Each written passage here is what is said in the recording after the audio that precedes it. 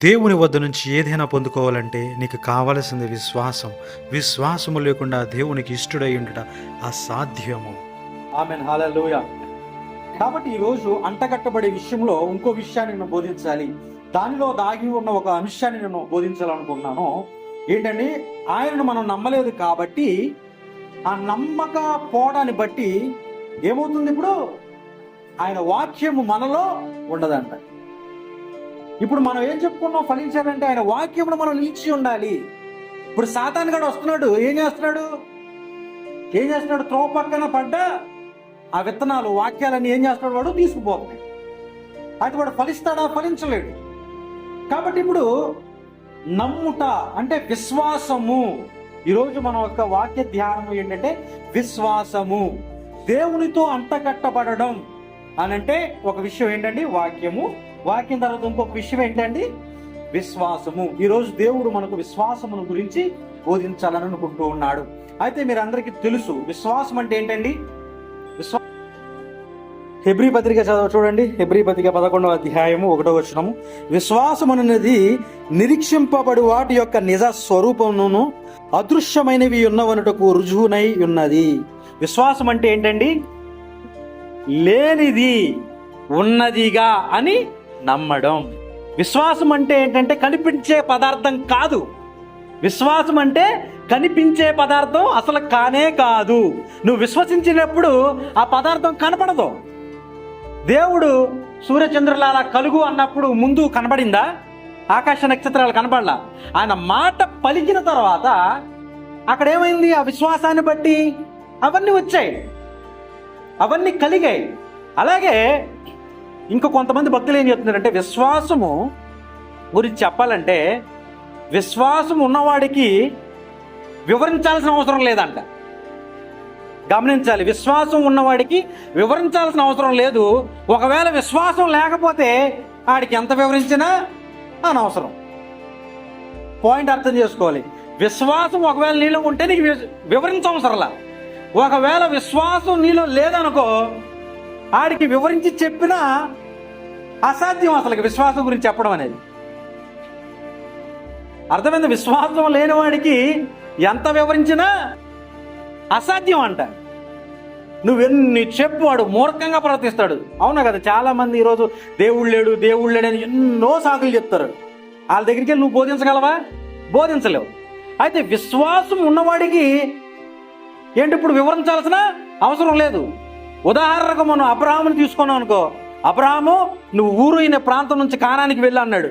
ఎందుకండి? ఎక్కడికి వెళ్ళాలండి? ఏ ఊరండి? ఏ బస్సు ఎక్కాలండి? ఏ ట్రైన్ ఎక్కాలండి? ఎలా వెళ్ళాలండి? ఈరోజు బయలుదేరనా, రేపు బయలుదేరనా అని అడగలేదంట ఆయన. ఆయన ఏం చేశాడు? వివరణ అడగలేదు ఆయన. నువ్వు నమ్మినట్లయితే ఏం చేస్తావు? నువ్వు వివరాలు తెలుసుకోవు. ఏమైద్ది, నెక్స్ట్ ఏమైద్ది, తర్వాత ఏమైద్ది, ఇవేం అడగవు. నువ్వు దేవుని నమ్మేవు అంతే. ఆయన తెల్లమన్నాడు, నువ్వు వెళ్ళిపోతున్నావు. అంటే విశ్వాసం అంటే ఏంటనంటే, మీకు అర్థమైంది? ఇప్పుడు మీకు అర్థమైంది? విశ్వాసం అంటే వివరణ కోరం. మనం దేవుడు పలానా చెయ్యి అంటే చేస్తాం. ఇప్పుడు మరి యేసుప్రభు వారు సీమోను పేతురు దగ్గరికి వచ్చాడు అనమాట. సీమోను పేతురు దగ్గరికి వచ్చి, అయ్యా కొద్దిగా పడవ లోపలికి పోనీ, అక్కడ వలవేయ్యా, నీకు చేపలు దొరుకుతాయి అన్నాడు. అయితే సీమోను పేతురు గారు ఏమన్నారంటే, అయ్యా రాత్రంతా నేను ప్రయాసపడ్డాను, ఒక్క సింగిల్ చేప కూడా పడలేదు, ఇంటికి వెళ్ళి మొహం చూపించలేని పరిస్థితి నాది. సరే, నువ్వు అంటున్నావు కదా వలవై, ఆ వల వేస్తే లోపలికి వెళ్ళి అక్కడ చేపలు పడతాయి అన్నావుగా, నీ మాట మట్టిగానే వేస్తానయ్యా అని చెప్పి సీమోను పేతురు గారు ఏం చేశారంటే వల తీసుకుని వల వేశారు. వల వేయగానే ఏమైంది? అక్కడ ఆయన ధోని ఏదైతే ఉందో ఆ ధోనిలో చేపలు నిండిపోయి ఈ వలలన్నీ పిగిలిపోయి పట్టడానికి ఇబ్బందిగా ఉందంట. అప్పుడు ఆయన, బాబు ఆంధ్రియా ఇటు రాను ఆయన ఒకసారి అని పిలిచి ఆయన ధోని కూడా తీసుకొచ్చి ఆ ధోనిలో కూడా ఆ చేపలను ఆయన వేసాడంట. అంటే ఈయన ఒక ధోని కోసం వస్తే 2 ధోనులు నిండిపోయినాయి ఇప్పుడు.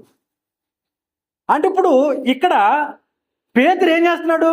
పేతురికి యేసుప్రభు గారికి పేతురికి పెద్ద రిలేషన్ లేదు అప్పటిదాకా. అప్పుడే వచ్చాడు ఆయన. అప్పుడే యేసుప్రభుని మరి విన్నాడు. వెంటాకైతే సహోదరులు చెప్తే యేసుప్రభు గారి గురించి కొంత అయితే విన్నాడు. ప్రత్యేకంగా అక్కడే చూస్తున్నాడు ఆయన్ని. నువ్వు లోపలికి వెళ్ళి వలయ అంటే 2 రకాలుగా ఆయన స్పందించవచ్చు. ఎలా స్పందించవచ్చు అంటే, ఈయనేంద్రాబాయ్ నాకు చెప్పేది, నేను ఎలాంటి వాడు చేసా, పెద్ద జాలరి, నేను రాత్రంతా నేను ప్రయాసపడ్డాను కదా, ఇప్పుడు నాకు కొద్దిగా నీరసంగా ఉందయ్యా, నా వల్ల కాదు అని చెప్పి వెళ్ళిపోవచ్చు. అవునా కదా? ఇప్పుడు రాత్రంతా నువ్వు ప్రయాసపడ్డావు, నీకు దొరకలేదనుకో, నువ్వేం చేస్తావు? ఎవరో ఒక ఆయన చెప్పి వచ్చి, అరే బాబు ఇట్లా ట్రై చేయంటే చెప్పేవలేదు. నువ్వు మాట అయితే చెప్తున్నావు, నేను రాత్రంతా తిరిగాను రా బాబు, నాకు తెలిసి ఇక్కడ ఏం లేవని వెళ్ళిపోతాడు. కానీ పేతురు ఏం చేశాడు? ఇక్కడ ఆయన ఎందు విశ్వాసం ఉంచాడు అనమాట. అంటే అక్కడ ఆయన ఇంకా డిస్కషన్స్ ఏం పెట్టలా. నేను చేశాను ఇంకా చేయను, నేను చేశాను నేను ఇంక వెళ్ళను. అంటే విశ్వాసం అంటే ఇది మీకు అర్థం కావాలని చెప్తున్నాను. విశ్వాసం అంటే ఏంటంటే అదృశ్యమైనవి ఉన్నవని నమ్మటం.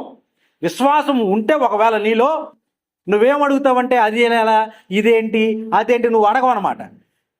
అది విశ్వాసం అని అంటే. అయితే ఈ విశ్వాసం ఎందుకు, అసలు ఈ విశ్వాసం మనకి ఎందుకు ఉండాలి అంటే, హెబ్రీ పత్రిక 11వ అధ్యాయం 6వ వచనాన్ని మనం చూసినట్లే అక్కడ చెప్తున్నారు, విశ్వాసము లేకుండా దేవునికి ఇష్టడై ఉండుట అసాధ్యము. అది విశ్వాసము లేకుండా దేవునికి ఇష్టడై ఉండుట అసాధ్యము. మరి అందుకన్నా కావాలిగా మనకి విశ్వాసం. అసలు నువ్వు దేవునికి ఇష్టడుగా ఉండాలి అని అంటే నీలో ఏం కావాలి? ఇప్పుడు విశ్వాసము కావాలి. ఆమేన్, హల్లెలూయా. మరి అదే విధముగా విశ్వాసము ఇంకా కొన్ని పాయింట్లు నేను చెప్తాను. యోహాను 3:36 యోహాను 3:36 తీసినట్లయితే మీరు, యోహాను 3:36 యోహాను 3:36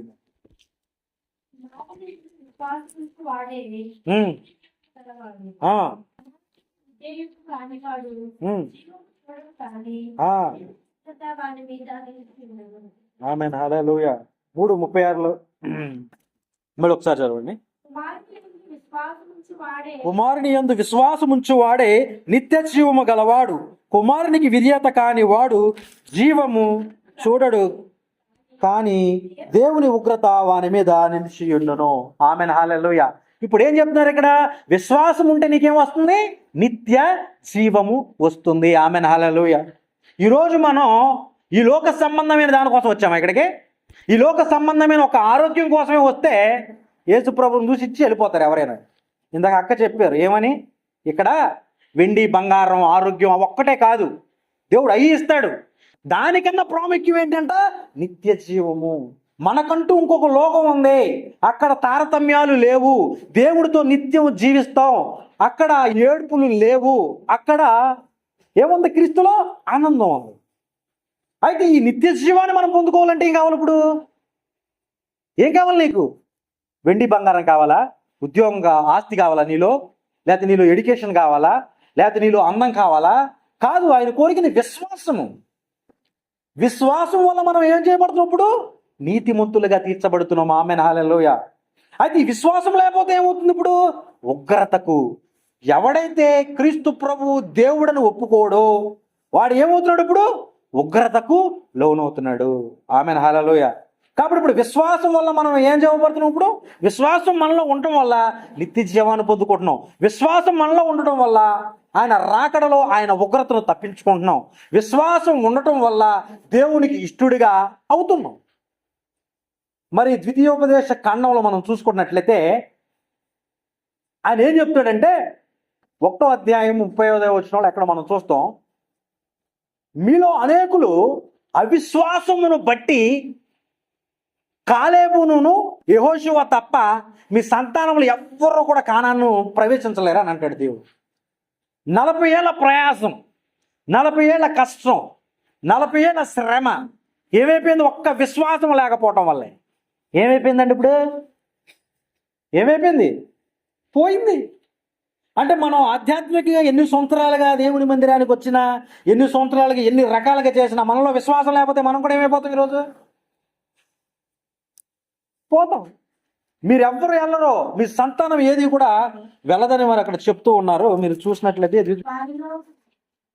యెఫున్నె కుమారుడైన కాలేబు తప్ప మరి ఎవడును చూడడు.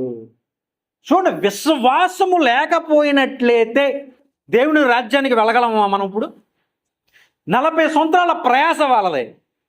దేవుడు ఎన్నో అద్భుతాలు చేసి ఎన్నో ఆశ్చర్యకార్యాలు చేసినా వాళ్ళ విశ్వాసం బయటపడిందా? అసలు విశ్వాసం అనే పాఠశాలలకి ఈ 40 ఏళ్ళు ఎందుకు తీసుకొచ్చాడు చెప్పనా? నిజంగా ఈ 40 ఏళ్ళు కాకుండా 40 దినాల్లో వెళ్ళిపోవచ్చు అంటారు కానాని.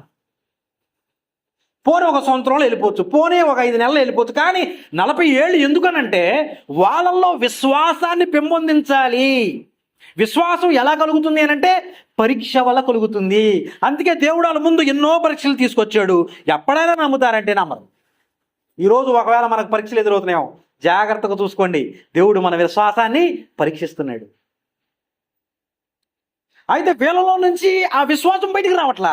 కాబట్టి ఇక అనవసరం, అబ్బా మీ తరం అయిపోయిందిలే, మీ పిల్లలను నేను ఆయన యెహోషువ ఉన్నారు కదా, కాలేబును మాత్రం పంపిస్తాడు. అంటే విశ్వాసము ఒకవేళ మనలో లేకపోతే మనం వాగ్దానము చేయబడిన ఆ రాజ్యాన్ని మనం స్వతంత్రించుకోలేమని దేవుడి వాక్యము సెలవిస్తుంది. ఆమెను హల్లెలూయా. మరి విశ్వాసము లేకుండా దేవునికి ఇష్టడై ఉండుట అసాధ్యము. మరి అదేవిధంగా విశ్వాసముతోనే దేవుని రాజ్యానికి మనము చేరగలమని దేవుని వాక్యము సెలవిస్తూ ఉన్నది. మరి ఇంకా మనం చూసుకున్నట్లయితే దేవునితో సంబంధం హెబ్రీ పత్రిక 3:12 జీవము గల దేవుని విడిచిపోవుట ఎప్పుడు జరిగిందో తెలుసా? మరి హెబ్రీ 3:12 చూడండి. హెబ్రీ 3:12 హెబ్రీయులకు 3:12 జీవితముగల దేవుని విడిచిపోవునంటే విశ్వాసము లేని నిష్కపటము మీలో ఎవరి యందైనను ఒకవేళ ఉండదేమో కాదని జాగ్రత్త తీసుకోండి. ఆమేన్, హల్లెలూయా. చూడండి, జీవము గల దేవుని విడిచిపోనట్టి అంటే దేవుణ్ణి మనం ఎప్పుడు విడిచి వెళ్ళిపోతామో తెలుసా? నీలో విశ్వాసము లేకపోయినట్లయితే. ఇప్పుడు మనలో దేవుడు మనతో ఉన్నాడు, దేవుడు ఈ సమస్య నుంచి నన్ను తీసివేస్తాడు అనే నమ్మకం నీలో లేదనుకో, నువ్వేం చేస్తావు? పలానా పంతులు గారి దగ్గరికి వెళ్ళి కొబ్బరికాయ కొట్టి చుట్టూ తిరిగి వస్తే పోద్దంట ఈ దోషం. పలానా మనం ఇక్కడ ఉంది కదా, ఇటు ఈశాన్యంలో బరువు ఎక్కువైపోయింది కదా, ఈ బరువు తీసేయాలి. విన్నారా మీరు ఎప్పుడన్నా ఇవన్నీ? నేను విన్నా చాలా. అంటే దేవుని యందు ఒకవేళ విశ్వాసం నీకుంటే ఈశాన్యం నిన్నేం చేయలేదు, నైరుతి నిన్నేం చేయలేదు, ఏ ఒక్కడు నిన్ను ఏమీ చేయలేడు. ఇప్పుడు ఈరోజు చాలా మంది క్రైస్తవులు, నాకు తెలిసిన క్రైస్తవులే ఉన్నారు, వాళ్ళు ఇప్పుడు వారిలో ఒక కష్టం వచ్చింది, ఒక అనారోగ్యం కలిగింది, ఒక బాధ కలిగింది, ఒక ఇబ్బంది కలిగింది. వాళ్ళు 2 రోజులు విశ్వాసం ఉంచుతారు, 3 రోజులు విశ్వాసం ఉంచుతారు, 1 నెల విశ్వాసం ఉంచుతారు, 1 సంవత్సరం విశ్వాసం ఉంచుతారు. అది తీరట్లేదు అనుకో, అటు నుంచి వస్తాడు ఒకడు కుర్రో కుర్రో అని, ఆ నెవన్న పిలుస్తాడు. పిలవంగానే మధ్యలో దడి కడతారు, మధ్యలో గోడ కడతారు. ఎందుకు? ఇప్పుడు వాళ్ళ విశ్వాసం ఎక్కడికి వెళ్ళిపోయింది? దేవుడి మీద లేదు ఇప్పుడు వాళ్ళ విశ్వాసం. వాళ్ళ సమస్యను బట్టి వాళ్ళ హృదయం ఇప్పుడు ఏమైపోయింది? పాడైపోయింది. వాళ్ళ హృదయంలో విశ్వాసం లేదు. మరి వీళ్ళు ఏమైపోతారు ఇప్పుడు? ఏమన్నాడు దేవుడు? విశ్వాసం లేకపోతే నిత్య జీవాన్ని మనము చూడలేమంటున్నారు. కాబట్టి మనకేం కావాలి ఇప్పుడు? విశ్వాసం అనేది విశ్వాసికి అవసరం. నీతిమంతుడు విశ్వాసము వల్ల జీవించును అని చెప్తున్నారు. నీతిమంతుడు విశ్వాసము వలన జీవించును. అదేంటండి జీవించడం అంటే ఏంటి? అసలు ఈ జీవితం అని మీరు అనుకోవచ్చు, మనం కూడా జీవిస్తున్నామని. మీరు ఒకవేళ గూగుల్ని అడిగినట్లయితే గూగుల్ ఏం చెప్తుందంటే ప్రపంచంలో ప్రతి 40 సెకండ్లకు ఒకడు చచ్చిపోతున్నాడంట ఆత్మహత్య చేసుకుని. ప్రతి ఒక్క రోజు 2000 మంది చచ్చిపోతున్నారు ఆత్మహత్య చేసుకుని ప్రతిరోజు. సంవత్సరానికి 7,20,000 నుంచి 7,40,000 మంది చచ్చిపోతున్నారంట. రోజుకు 2,000 మంది చచ్చిపోతున్నారు. ఎందుకు అని అంటే వారిలో ఒక విశ్వాసం లేదు. వాళ్ళు అవమానింపబడ్డారు, వాళ్ళ జీవితంలో మోసపోయారు, వాళ్ళ జీవితాన్ని ఇష్టానుసారంగా వాడేసుకున్నారు. కాబట్టి వారికి భవిష్యత్తు లేదనుకుంటున్నారు. వాళ్ళు ఈ బాధలో నుంచి బయట పడలేమనుకుంటున్నారు. మన జీవితం మారదేమనుకుంటున్నారు. ఇక ఈ జీవితం నుంచి ఎవరు విడిపిస్తారు? నేను నమ్ముకున్నవాడే నన్ను మోసం చేశాడుగా అని చెప్పి ప్రతి 40 సెకండ్లకి ఒక్కొక్కరు చచ్చిపోతున్నారంట. రోజుకు 2,000 మంది చచ్చిపోతున్నారంట. చూడండి. అయితే ఈ ఒక్కడు చచ్చిపోతాడు కదా, ఈ ఒకడు ఒకవేళ 40 సెకండ్లకు ఒకడు చచ్చిపోతున్నాడు అనుకో, 20 మంది ప్రయత్నిస్తున్నారంట చచ్చిపోవడానికి. ఈ సెకండ్లో ఇప్పుడు నేను ఈ మాట చెప్తున్న ఈ సెకండ్లో 21 మంది ప్రయత్నిస్తున్నారంట చచ్చిపోవడానికి. అంటే బ్రతకడం అంత కష్టమైపోయింది ఈరోజు. బ్రతకటం ఈరోజు సమాజంలో కష్టమైపోయింది, మనకు కలిగిన బాధను బట్టి, అవమానాన్ని బట్టి, ఇబ్బందిని బట్టి. కానీ నువ్వు దేవుని యందు విశ్వాసం ఉంచినట్లయితే ఏం చేస్తావు? నువ్వు బ్రతుకుతావంట. ఆమెన్, హల్లెలూయా. నీతిమంతుడు ఎలా జీవిస్తాడు? ఇప్పుడు విశ్వాసం వల్ల జీవిస్తాడు. ఆమెన్, హల్లెలూయా. ఎందుకంటే నీతిమంతునికి ఏం కలుగుతుంది? అనేక రకమైన ఆపదలు కలుగుతాయి, అనేక రకమైన ఇబ్బందులు కలుగుతాయి. కానీ ఈ లోకంలో ఉన్న వాళ్ళు ఏం చేస్తున్నారు? ప్రతి 40 సెకండ్లకు ఒక్కొక్కడు చచ్చిపోతున్నాడు. ఒక్కొక్కడు వాడికి కలిగిన చిన్న బాధను బట్టి ఏమైపోతాడు? చచ్చిపోతున్నాడు. ఇది రాను రాను అతి భయంకరంగా. వీళ్ళంతా ఎవరంట? 19 నుంచి 25 సంవత్సరాలంట. 19 నుంచి 25 సంవత్సరాలు యువకులు చచ్చిపోతున్నారండి. వారిలో మగవారు 2 చచ్చిపోతున్నారంట. కాబట్టి ఆడవాళ్ళు జాగ్రత్తగా డీల్ చేయాలి. అంటే మగవాళ్ళు అంటే 2 చచ్చిపోతున్నారంట ఆడవాళ్ళ కన్నా. ఎందుకు? ఆడవాళ్ళంతా మంచి ధైర్యశాలులు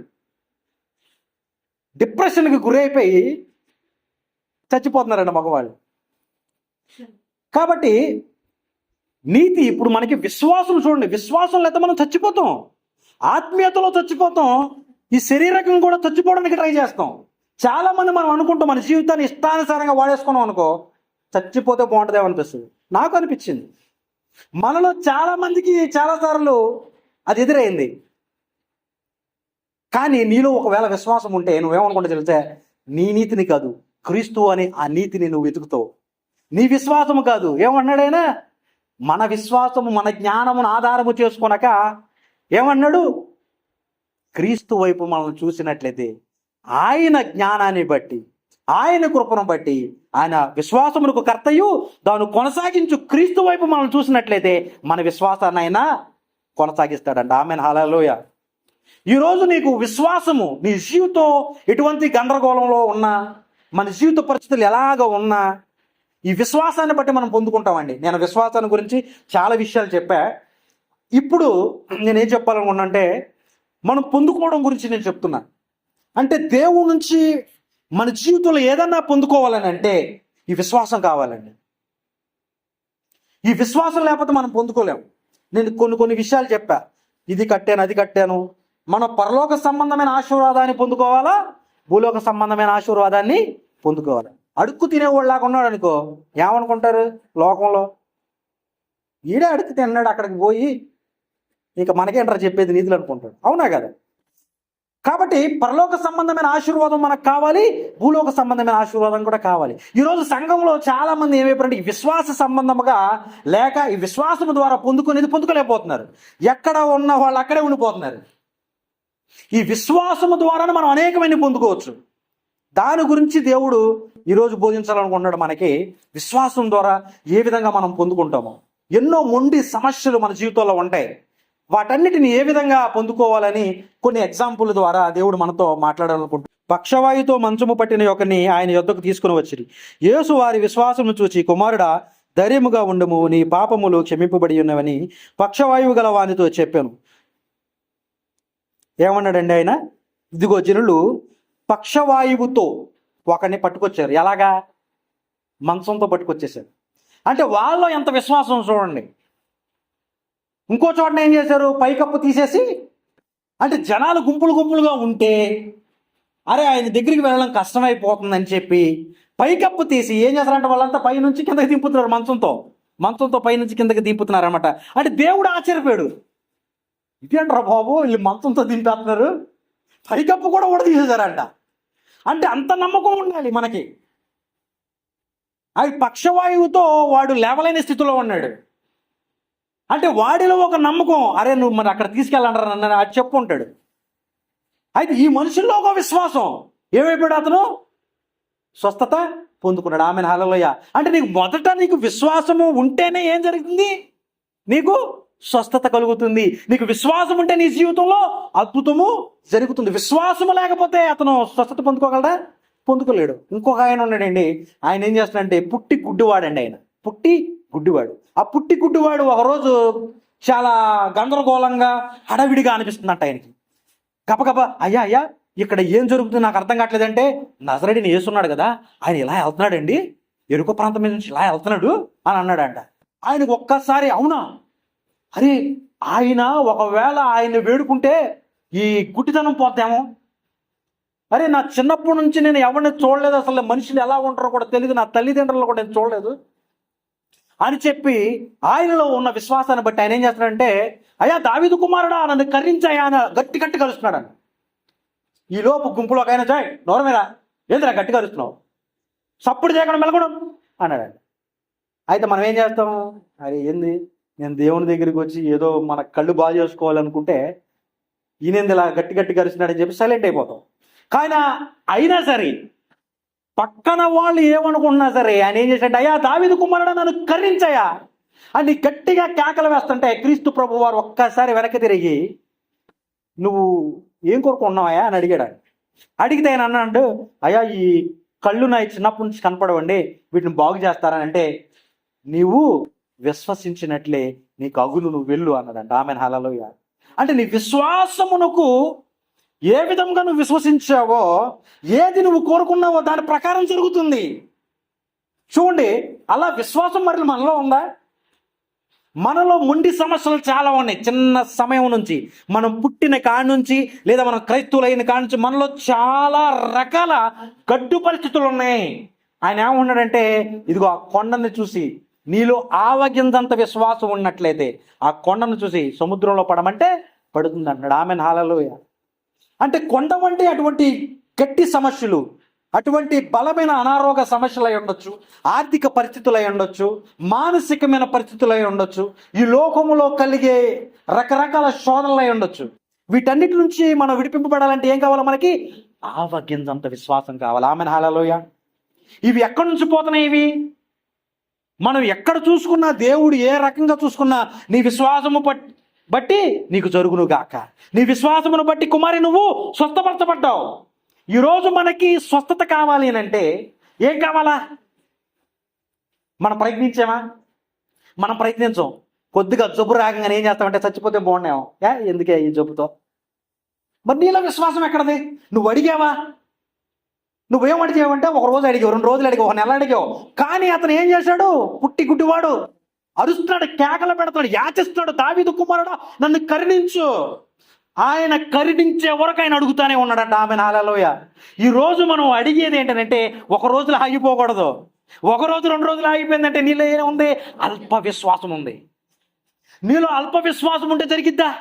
ఆయన వద్దకు వచ్చేవాడు ఏం చేయాలా? ఆయన ఇస్తాడు ప్రతిఫలం అని నమ్మాలా. లేకపోతే ఏమవుతాడు?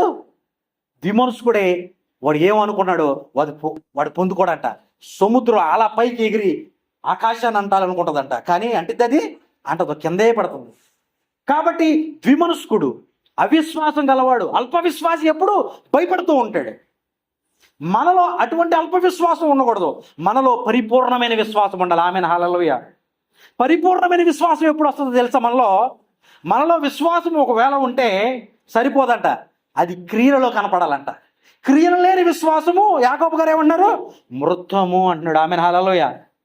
మనలో విశ్వాసము కార్యరూపం దాల్చినప్పుడు మన విశ్వాసం పరిపూర్ణం అవుతుంది. అందుకనే అంటున్నాడు, అబ్రహాము నమ్మాడు, వచ్చాడు, దేవుడు బిడ్డనిచ్చాడు.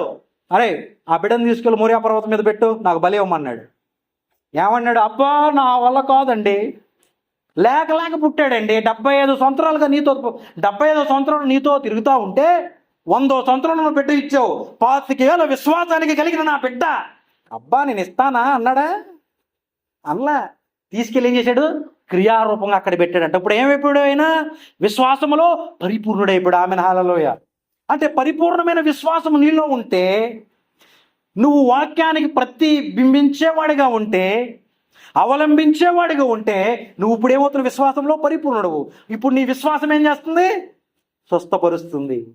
విశ్వాస సహితమైన ప్రార్థన ఆ రోగిని ఏం చేస్తుంది? స్వస్థపరుస్తుంది. Amen hallelujah.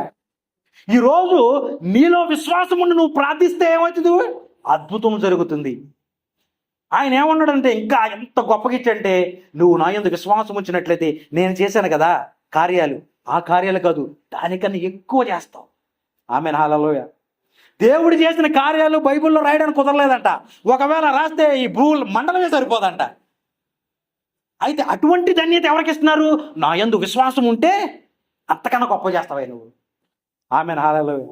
ఈరోజు నీ జీవితంలో అద్భుతం జరగాలన్నా, నీ పక్కింటోడికి నువ్వు అద్భుతం చేయాలన్నా, నీ పొరిగింటోడికి అద్భుతం చేయాలన్నా, నువ్వు ఒక మాట పలికితే వాడి జీవితం కట్టబడాలన్నా నీలో ఏమండాలి? ఇప్పుడు విశ్వాసం ఉండాలి. ఆమెన్, హల్లెలూయా. మరి వేర్ ఇస్ యువర్ ఫెయిత్? మన విశ్వాసం ఎక్కడ ఉంది?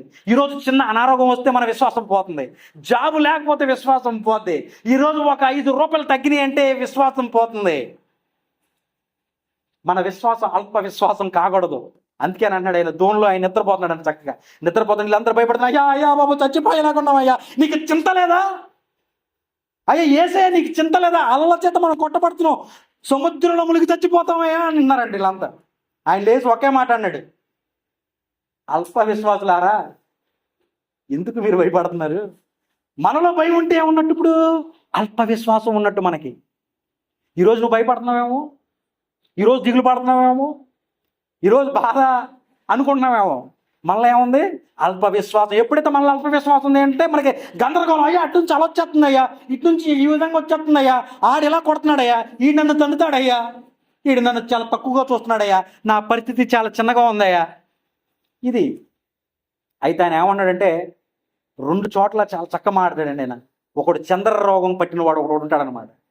అయితే యేసు ప్రభు శిష్యులకు చూపించారు, అయ్యా మా వాడు ఎంతసేపు అగ్నిలో పడుతున్నాడు, నీళ్ళలో పడుతున్నాడు. ఆ దెయ్యం యొక్క లక్షణాలు ఏంటంట, ఎక్కడన్నా అగ్ని మంట ఉందనుకో దాంట్లో దూకుతాడు ఆడు వెళ్ళి, ఎక్కడన్నా నీళ్ళు కనపడితే నీళ్ళలో దూకుతాడు. ఆడి వెనకాల ఎప్పుడు ఉండాలి సెక్యూరిటీ, లేకపోతే చచ్చిపోతాడు. అయితే ఒకరోజు ఆ శిష్యులు వస్తే, అయ్యా మా అబ్బాయి ఇలాంటి బాధపడుతున్నాడే, ఒక్కసారి ప్రార్థన చేస్తారంటే వాళ్ళు ప్రార్థన చేశారు, దెయ్యం పోట్ల. వాళ్ళు ప్రార్థన చేశారు, దెయ్యం పోట్ల. ఎట్టా కాదని యేసు ప్రభు దగ్గరికి వచ్చారు. యేసు ప్రభు ఒక మాట అన్నాడు, అల్ప విశ్వాసులారా. ఏంద్రా భయ్ ఇది? ఏమి నేర్చుకున్నారా మీరు విశ్వాసాన్ని బట్టి? ఏమి నేర్చుకున్నారా నా దగ్గర అని చెప్పి అది అని ఆయన వదిలిస్తున్నాడు అనమాట. అప్పుడు వీళ్ళందరికీ ఒక బుద్ధి వచ్చింది. అయ్యా ఇది ఎలా చేసావయ్యా అంటే, నమ్ముట నీ వలనైతే నమ్మువానికి సమస్తమును సాధ్యం అన్నాడు. Amen, hallelujah. ఈరోజు నమ్మట నీ వలనైతే నమ్మువానికి సమస్తము సాధ్యము. ఈ ఒక్క విషయంలో కాదు, నీకు కావలసిన ఆరోగ్యము, నీకు కావలసిన ఆర్థిక పరిస్థితి, నీకు కావలసిన మనశ్శాంతి, నీకు కావలసిన రక్షణ, అదొకటే కాదు, నమ్మువానికి సమస్తమును సాధ్యమే. ఆమెన్, హల్లెలూయా. నువ్వు ఏ స్థాయిలో ఉన్నా, నువ్వు చదువుకోకపోయినా, నీకు ఉద్యోగం లేకపోయినా, నువ్వు చిన్న స్థాయిలో ఉన్నా, నీ కులం ఏదైనా, నీ గోత్రం ఏదైనా, ఆయనకి సంబంధం లేదు. నమ్ముట నీ వలనైతే నీకు సమస్తమును సాధ్యమే. Amen, hallelujah. ఈరోజు ఎన్నో రోజులుగా నువ్వు ఇబ్బందుల్లో ఉన్నావేమో, ఎన్నో రోజులుగా ఆ సమస్య చేత నువ్వు బాధపడుతున్నావేమో. దేవుడిచ్చే మాట నువ్వు గ్రహించినట్లయితే నమ్మువానికి సమస్తమును సాధ్యమే. నువ్వు నమ్ముతావా? నువ్వు ఈరోజు నమ్మినట్లయితే ఆయనకి అసాధ్యమైనది ఏదీ లేదు. ఆయనకి సమస్తము సాధ్యమే. నువ్వు అనుకుంటున్నావు ఈ పరిస్థితి గుండా నేను ఎలా వెళ్తాను, నాకున్న జీతం 20,000 అయ్యా, నాకు 1,00,000 అప్పు ఉంది, ఎలా జరుగుతాయి, నాకుంది ఇంతేనయ్యా, నేను ఎలా ఇల్లు కట్టగలను, నాకు నోట్లో బలం లేదే, నేను ఎవరికి సువార్త ఎలా చెప్పగలను, అయ్యా నా మాట ఎవరు వినరు ప్రభువా, నా కుటుంబంలో ఎవరు రక్షణ పొందుకోగలరు. నో, అదంతా అల్ప విశ్వాసం. నువ్వు నమ్మిన ఎడల ఆయన ఒకే ఒక మాట చెప్తున్నాడు, సింపుల్. దానికోసం 1000 సంవత్సరాలు నువ్వు వ్రతాలు చేయవసరలా. ఆవగింజంత విశ్వాసం నీకుంటే నమ్మువానికి సమస్తమును సాధ్యమే. ఆమెన్, హల్లెలూయా. ఆయన నమ్మినట్లయితే, ఒకరోజు 12 సంవత్సరాలు గల రక్తస్రావం గల స్త్రీ అండి, ఆమె నమ్మింది. ఏమని నమ్మి చెప్పినా, ఆయన వస్త్రాన్ని ముడత నాలో రోగం పోతే. He believe. కానీ మనలో చాలా మంది ఈరోజు జబ్బు వచ్చినా, అనారోగ్యం వచ్చిన, ఇబ్బంది వచ్చి అస్సలు మోకరించట్లా. అయ్యా నువ్వు ఎందుకు నాకు ఇలా పెట్టావు, ఈ రోగం నాకు ఎందుకు ఇలా చేసావు. ఐగుప్తులో సమాధులు లేవన్నట్టుగా బిహేవ్ చేశారు కదా, అలాగే ఈ రోగం నాకు ఎందుకు వచ్చి, నేను చస్తే పోగుండేమో, ఈ అప్పులు నాకు ఎందుకు, నేను చస్తే పోగుండేమో, ఎంతైనా నా భర్త మారట్లా, ఎంతైనా నా మొగుడు మారట్లా, నాకు ఇంకెందుకు ఈ భక్తి అనుకుంటున్నామో. అది పొందుకోవడానికి కారణం ఏంటంటే నీలోనే లోపం ఉంది. కొంతమంది పాస్టర్లు ప్రార్థన చేస్తారు, 100 మందిలో 90 మందికి తగ్గిపోద్ది, 10 మందికి తగ్గదు. ఎందుకో తెలుసా? పాస్టర్ గారిలో ప్రభావం లేకపోవటం కాదు, వాడిలో విశ్వాసం లేదు. అందుకని పౌలు ఒకసారి వస్తాడనమాట, వచ్చి ఒకడి పాదములు ఏంటంటే వాడు నిలపలేడు, వాడు కొద్దిగా కుంటిగా ఉన్నాడనమాట. వాడితో అంటాడు, అయ్యా నిన్ను చూస్తుంటే నీలో విశ్వాసం నాకు కనపడుతుంది, స్వస్థత పొంది వెళ్ళు యేసు నామములో అంటాడు. అతను నడుస్తాడనమాట. Amen hallelujah. అంటే విశ్వాసం నువ్వు కనపరిస్తే దేవునికి సమస్తమును సాధ్యమే. Amen hallelujah. నువ్వు ఏ ఉద్యోగం చేసుకున్నా ఆయనకు అనవసరం, నువ్వు ఏ కులంలో ఉన్నా ఆయనకు అనవసరం, నీ దగ్గర డబ్బు లేకపోయినా అనవసరం. ఆయన నీ ఏదనుకున్నావో అదంతటిని జరిగిస్తాడంట. Amen hallelujah. కాబట్టి విశ్వాసం అనేది ఇంత గొప్పదండి. విశ్వాసం లేకుండా దేవునికి ఇష్టడేట అసాధ్యం. విశ్వాసము లేకుండా ఆ ఉగ్రతను తప్పించుకోవడం అసాధ్యము. విశ్వాసము లేకుండా మన జీవితంలో అద్భుతాలు చూడలేము. ఈరోజు నా జీవితంలో అద్భుతం జరగట్లా, వాళ్ళ జీవితంలో జరుగుతున్నాయి, వీళ్ళ జీవితంలో జరుగుతున్నాయి అనుకుంటున్నావు కదా. లోపం ఎక్కడుందో తెలుసా? నీ అల్ప విశ్వాసము. లోపం ఎక్కడుందో తెలుసా? నీవు నిశ్చయముగా ఆయన మీద విశ్వాసాన్ని కలిగి లేవు. విశ్వాసం ఉండడం చాలా కష్టం, కానీ నిలబడాలా. అందుకే తిమోతితో అన్నాడు, విశ్వాస సంబంధమైన మంచి పోరాటము పోరాడు తిమోతే. ఏమన్నాడు? విశ్వాస సంబంధమైన మంచి పోరాటము నీ పరుగును తుడిమిట్టించుము. విశ్వాసములో పోరాడాలి. రాహాబు అనే వేశ్య విశ్వాసంలో పోరాడండి. రాహాబు అనే వేశ్య ఎవరండి? వేశ్య. వేశ్యకి డబ్బులు ఎక్కువ వస్తాయా? మంచి ధనం, మంచి కారు, మంచి బంగ్లా అన్నీ ఉంటాయి, అవునా కదా? అలాంటి ఒక వేశ్య, మంచి గృహం ఉన్న వేశ్య ఏం చేసింది? దేవుని ప్రజలను దాచి, దేవుని ప్రజలకు ఏ హాని కలగకుండా చూసుకున్నందుకు దేవుడు ఏం చేశాడు? తన కుటుంబాన్ని రక్షించాడు. ఎలా రక్షించాడంటే ఇంకొక విశ్వాసం. అయ్యా, మీ దేవుడు ఐగుప్తులో చేసిన అద్భుతాలు నాకు తెలుసు, నా చెవిని పడితే అందరు నమ్ముతారా? ఈరోజు వాక్యాలు అన్ని చోట్ల వినపడుతున్నాయి, నమ్ముతారా? 2 మేకులు పిక్కలేకపోయాడయా మీ దేవుడా? వస్త్రాలు పంచుకున్న దేవుడు మీ దేవుడా? మీ దేవుడు చచ్చిపోయాడు, ఆయన మమ్మల్ని ఎలా కాపాడతాడే అంటున్నారు ఈ రోజున. అలాంటి సందర్భంలో ఆవిడ ఒక వేశ్య అయ్యుండి దేవుడు గొప్పవాడని నమ్మి ఆయన ఆశ్చర్యకార్యాలు చేస్తాడని 10 తెగుళ్ళ చేత వాళ్ళని విడిపించాడని నమ్మింది.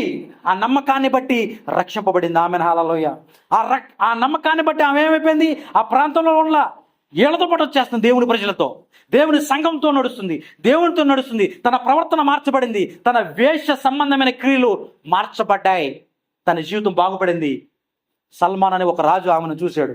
ఆహా, ఈమె ఎంత సౌందర్యంగా ఉంది, ఈమె ప్రవర్తన ఎంత సౌందర్యంగా ఉంది, ఈమె జీవిత విధానం ఎంత బాగుందని చెప్పి ఆమెను వివాహం చేసుకున్నాడండి. ఆమె ద్వారా బోయేజ్ వచ్చాడు. బోయేజ్ ద్వారా ఎవరు వచ్చారు? క్రీస్తు ప్రభు వారు వచ్చారు. ఆమెను హల్లెలూయా. ఒక వేశ్య విశ్వాసం చూడండి ఎంత గొప్పదో. ఒక వేశ్య విశ్వాసించినప్పుడు తన కష్టాజితాన్ని కోల్పోవాలి, తెలుసా? తన ఆర్థిక పరిస్థితి మార్చబడతాడు. అయినా సరే ఏమనుకున్నాడు మన మోషే గారు ఏమనుకున్నారండి? ఐగుప్తు ధనమున కంటే దేవుని నిమిత్తం నింద మేలు అనుకున్నాడు. కాబట్టి ఆయన ధనాన్ని ప్రేమించలా, దేవుని యందు విశ్వాసం ఉంచాడు. కాబట్టి అతను నీతిమంతులుగా తీర్చబడ్డాడు. ఇంకా హెబ్రీయుల పత్రిక 11వ అధ్యాయంలో మనం చూసుకుంటే అనేక విషయాలు ఉన్నాయి, అనేక విషయాలు చెప్పారు. నోవాహు అప్పటి వరకు ఏ సంగతి చూడలేదనమాట. ఇప్పుడు వర్షం అంటే ఇప్పుడు వస్తుందని మనకు తెలుసు. అప్పుడు ప్రపంచంలో వర్షం రాలా. నోవాహుకి దేవుడు చెప్పినప్పుడు వర్షం అంటే అంత ఆశ్చర్యంగా చూసేవాళ్ళంట. అరే, ఆయన వెళ్ళి నోవాహు సువార్త చెప్పేవాడు. వెళ్ళి, అయ్యా ఈ పడవ చేసుకోమన్నాడు దేవుడు, ఈ పడవలో ఉన్న వాళ్ళు రక్షింపబడతారు, ఆకాశ తుమ్ములు తెరవబడతాయంట, లోకం నాశనం అయిపోద్దంట. అరే, పెత్తోళ్ళలా ఉన్నాడు, ఎర్రగడ్డ తీసుకెళ్ళాలన్నారంట. ఆయన కట్టడానికి ఎన్నో సంవత్సరాలు పడ్డాయి.